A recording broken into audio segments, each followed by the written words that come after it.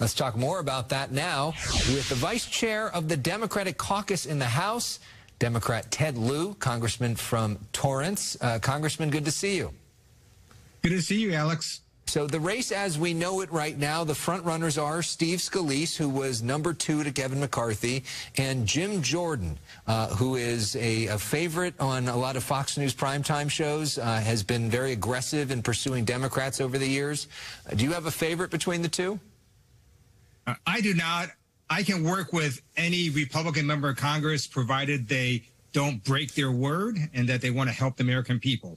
And so this is something that the Republican caucus is going to have to decide. Let's get your thoughts on the fact that the other night we had on a colleague, Congressman Darrell Issa. He, through his support, his endorsement toward Jim Jordan, who we now know that the former President Donald Trump has now also endorsed Jim Jordan. He is a lot more, let's say, to the right than Kevin McCarthy. He is less moderate.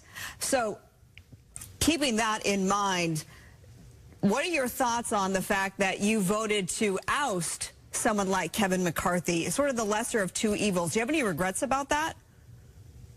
None at all. Early in January, Democrats voted for 15 rounds for Hakeem Jeffries. We're completely unified. None of us went ahead and voted for Kevin McCarthy. So the notion that all of a sudden we change our minds and start voting for Kevin McCarthy makes no sense, especially when throughout this year, Kevin McCarthy showed he could not govern. He constantly aligned himself with the extreme right wing of his party, brought the nation to a near default, and again brought us to a near government shutdown. So it was a very easy vote for the Democrats. But you don't think that Jim Jordan would be worse? He might be worse, he might be better, but we need a speaker that doesn't just break his word. Kevin McCarthy negotiated a deal with the President of the United States that was literally signed into law, and then a few weeks later, he breaks the deal. So we can't really work with someone like that. In terms of, like, where does the House go from here? I mean, are we in a better chance of funding the government? Are we in a better chance of funding Ukraine? Are we in a better chance of making things work? Or is it possible that we're even more divided after this? You named a lot of possibilities, all of which could happen.